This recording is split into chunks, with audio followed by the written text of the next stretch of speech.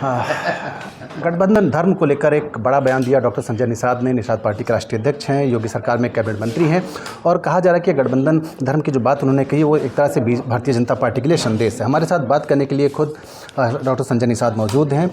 Doctor साहब, ये जो बयान आपने दिया है ये बीजेपी की ओर इशारा करता है, तो क्या बीजेपी का ये फेलियर दिखा रहा है गठबंधन धर्म? क्योंकि जितने भी दल हैं लगभग सबको कुछ ना कुछ नाखुशी ज़रूर है।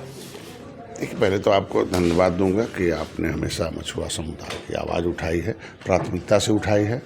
और इसमें जो आपने नाराज़गी की बात की है, तो जो आज पद पर नहीं है वही ज़्यादा बोल रहे हैं, जो इम्पोर्टेड नेता वही बोल रहे हैं। आज भारतीय जनता पार्टी में जो 3 मंत्री हैं वो देखो, उनका कभी बयान इस तरीके का नहीं आता है।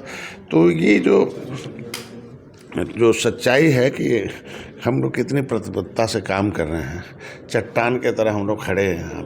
फर्जी पीडीए का जो था उसकी हवा निकाल दिया दिल्ली में हम लोगों ने, एकता दिखाकर सारे लोग। और कभी मोदी के खिलाफ, भाजपा के खिलाफ हम लोगों ने एक शब्द भी वहाँ हम लोगों ने नहीं बोला। और सभी लोगों ने जो इनको ठगा था हमारे समाज को, उनके खिलाफ हम लोगों ने आवाज़ उठाई। लेकिन कुछ इम्पोर्टेड नेता इतने बड़े जो तरीके से जो एक नैरेटिव सेट हो गया था पीडीए का, उसको बुलडोजर के तरह हम लोगों ने उलट दिया दिल्ली में, हाँ। और उसकी हवा खुद भाजपा में रहने वाले नेता मतलब हवा निकालें भाजपा की, कि डॉक्टर संजय मलाई खा रहे हैं, भाजपा की गोद में बैठे हैं, आरक्षण क्यों नहीं दिला रहे हैं। तो ये देना तो भाजपा का काम है ना आज के दिन में। ये एक बार भी मोदी ने जो भी भाई वर्ग 3 की ज़मीन छीनी गई, यही बसपा के नेताओं ने छिनवाया, यही लोग छिनवा रहे थे। आरक्षण छीना गया तो नहीं बोले ये लोग। ये सपा में उलझा के रखा, उसने भी जो है कि शामिल करना है, हम ऑलरेडी परिभाषित करने का मामला था। उसमें जो है बीजेपी मछुआ विजन में रखा। मोदी है तो मुमकिन है, हमने कहा कि देंगे तो योगी देंगे, मोदी देंगे, भाजपा ही आरक्षण देगी। हम तो हमेशा आवाज़ उठाते रहे हैं। इतनी योजनाएं चलाई मोदी जी ने, प्रधानमंत्री संपदा योजना, किसान क्रेडिट कार्ड है, फ्री का बीमा, मुख्यमंत्री संपदा। ये जो इम्पोर्टेड नेता है कभी सरकार की इन योजनाओं का कोई प्रचार नहीं करते कि मुख्यमंत्री जी ने किया है और आप उसका लाभ उठाएं।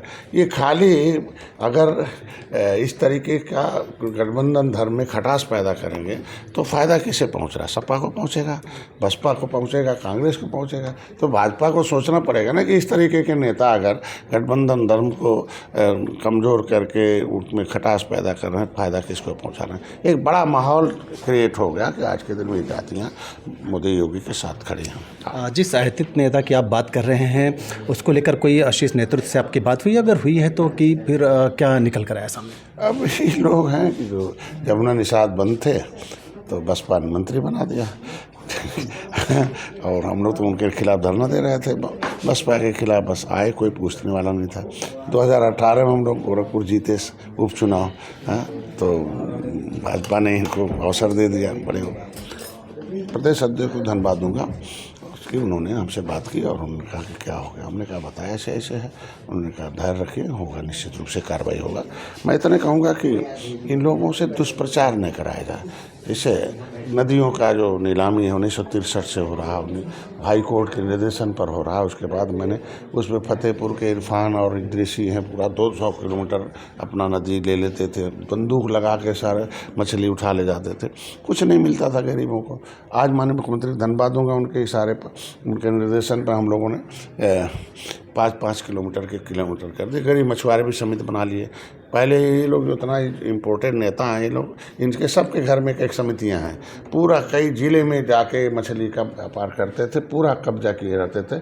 अब किसी के गांव में जाके पोखरा है और दूसरे गांव में जाके मछली मार के ला के आएगा मछली, और बिरादरी उस पर निर्भर रहती है। तो मैंने समिति कैंसिल कर दी कि नियम बना दिया कि जिस गाँव पोखरा होगा उस गाँव की समिति बनाओ और वही ले लेगा। अभी दुखी इस बात से कि हमारा व्यापार बंद हो गया, जो ये लोग माफियागिरी करते थे। तो ये भाजपा के इस मिशन को नुकसान पहुंचा रहे हैं और ये सारा जितने माफिया थे ख़त्म हो गए। अब गरीब लोग पा रहे हैं। मैंने नियम बना दिया 4,000 प्रति किलोमीटर वर्ग के हिसाब से लिया, जब 20,000 हुआ। अब ये लोग ये माफिया चले जाते किसी को दे के खड़ा।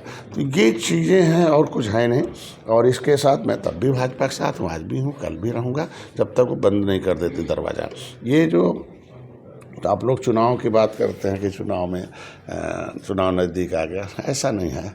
आरक्षण का मुद्दा समाज के जो उजड़े हुए लोगों को ये मुद्दा है, उसको तो उठाने के लिए हमारा काम आगे भी जारी रहेगा। इसलिए कहा जा रहा है कि जो स्थापना दिवस आपका मना दिल्ली में, उसमें सभी जो क्षेत्रीय दल जो भारतीय जनता पार्टी के घटक हैं उसमें शामिल रहे, लेकिन भारतीय जनता पार्टी का कोई बड़ा नेता या कोई नेता उसमें नहीं था। उसका बयान तो मैंने उसी दिन दे दिया था, और मैंने NI और बड़े एजेंसी और कई चैनलों पर दे दिया था, PTI को, कि भाई भारतीय जनता पार्टी के शीर्ष नेतृत्व नड्डा साहब से मुलाकात हुई, मैंने निमंत्रण दिया था और उन्होंने आश्वस्त भी किया था कोई जाएगा।